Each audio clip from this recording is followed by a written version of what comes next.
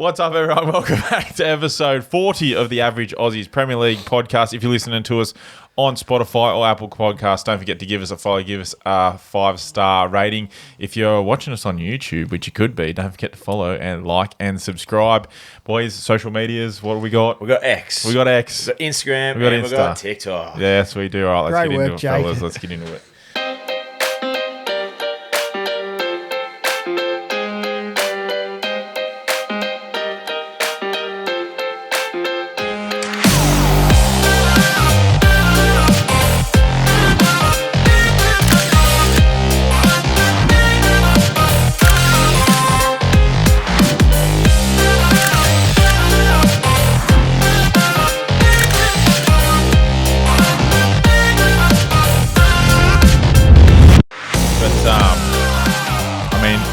Decent enough performance for you guys to start. Oh, look, I think going away to Chelsea with how much they've spent and how much better they look, and they're a top 6 contender.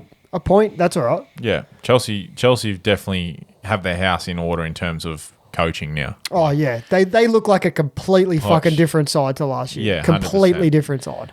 So it'll be interesting to watch both of you. I think it'll be competitive for both of you to get into the top 4. Can I change my prediction from us winning the league title? If you want, mate. Yeah, no, definitely. I think it's so much of it depends on who we get in the next 3 weeks. Yeah. Because we're stacked in the attacking department. Yeah. If McAllister and Soboslai are playing alongside a quality holding mid who stops people just tearing us through the middle. Because I said to Jake, the defense looked pretty good. Like, for fuck's sake, Chelsea dominated the game for 70 minutes. And Alisson made a mad save on Mudryk. Did he save him? Yeah. Pushed him out wide, and he's so good. Fernandez as well. Yeah. He's so good. Yeah, Alisson is fantastic. Positional awareness of when to go and when not to go, and how far to go and how quick to go.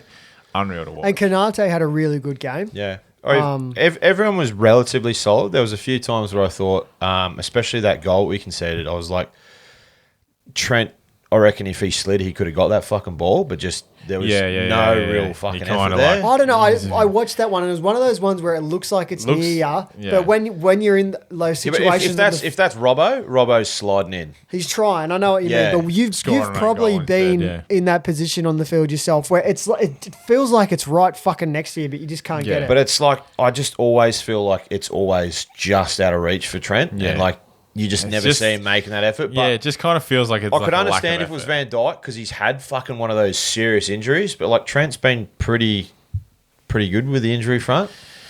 Yeah, so that was his criticism. I think that's really harsh on Trent. Well, I don't know. It's a continual trend. I can see where Jake's coming from. Yeah. I reckon there's been 15 goals that we've conceded just because there's been a lack of effort. The amount of times that he just gets caught out of position or something like that, everyone's guilty of it, but it just, because it keeps happening, it's so I get what visual. you're saying, Udo. There is times where the ball's right there and there's nothing you can do. Or you might even be flat-footed. But I also get where Jake's come from, because when I seen it, the first thing I thought was fuck, he hasn't even really tried. I'm like, for that. he'll clear that. Well, where's Milner? As you said, just slide into the net, you know what I mean? Yeah. So do you think that if he had gone for it, he would have stopped the goal? I do. Wow. Yeah. I don't at all. I think if he had gone for it, I would have gone, fuck, that's unlucky. Whereas my instant reaction was like, geez, he didn't really give a fuck about that. Yeah. I know what you mean. But he's that sort of player too, where he gets wrong-footed and it's just like, oh, well, fuck. But it looks like he doesn't care. That's right. Yeah, he's that sort of player that looks like he doesn't care. And it lets him down in front of other people. Similar to Mesut Ozil had that kind of oh, fuck. It looks like they don't care. It's like a bit of a shrug. Kai Havertz has it. He looks always down fucking hell. But then someone like Robertson just looks like he... Penalty!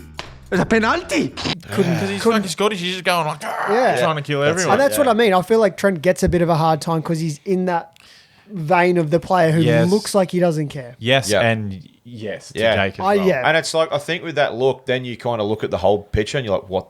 Why didn't you? I would genuinely, because when he started right back against Chelsea, I thought, we'll see the inverted thing. He hardly did it. Yeah. I think that they probably went, we can't do it because we'll be too lost on the flank. I think positionally he played really well in defence in that game. And you know that? Okay, this is interesting. You know that last year the only player to make more successful tackles than Trent was Caicedo Well, in the Premier League. there you go. There you go. So like this whole thing that he can't defend, it's not true. There's definitely times when he's been shit he at gets defending. wrong-footed more Yeah. often than not. And it's what I agree with you in that situation. It's like he'll be out of position.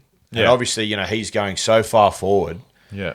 so he's being out of position more often than any other right back in the league, I'd say. Yeah. But it's like there's times where, be like, what the fuck are you doing there, Trent? We're in defence and we've been in defence for a while and you're still like almost last man. I think to me I think he can defend. I think he's quality, but he still to me looks like a centre mid filling in at right back. Yeah. Yeah. Like just caught out sometimes positionally. I don't know if it's going to happen, but I would really fucking love. I hope so. Forget us trying to sign a quality holding midfielder. You got one there playing right back. We might have to. Go sign a quality right back and stick him in there. Nah. I think if you had him and McAllister, Well, you're in for apparently you're in talks with Real Madrid holding midfielder. What's his name? I forget what his fucking name is. Valverde. No. Aurelian Tugmeni or whatever. Yeah. He's come out recently and said, nah, not interested. I only heard it today that you've gone back in. Yeah, and I heard that today that he's not interested. I was going to say, because if you could add that, Yeah. I know There what you you're go. saying, but I think if you had, I think that the fix to the problem could be there if we played in a certain way. I think if we played 4-2-3-1 with Trent and McAllister there and like Soboslai as like the 10, I think the solution's there. I don't think Trent by himself in a 3 is the solution, but I think that we have the personnel to deal with it if we play in a way. yeah, but you can't play the same way every week. That's the other thing. Yeah, too. but we don't have to play the same way every week. You can still mix it up. Like if you're going and versing like Burnley, you could have McAllister in the 6 and it's all right. It's when you go versus a big team you get caught out I just of think it. you need one good midfielder Oh, additionally, oh, and then you can 100%, do that. yeah. You can rotate Alexander in and out.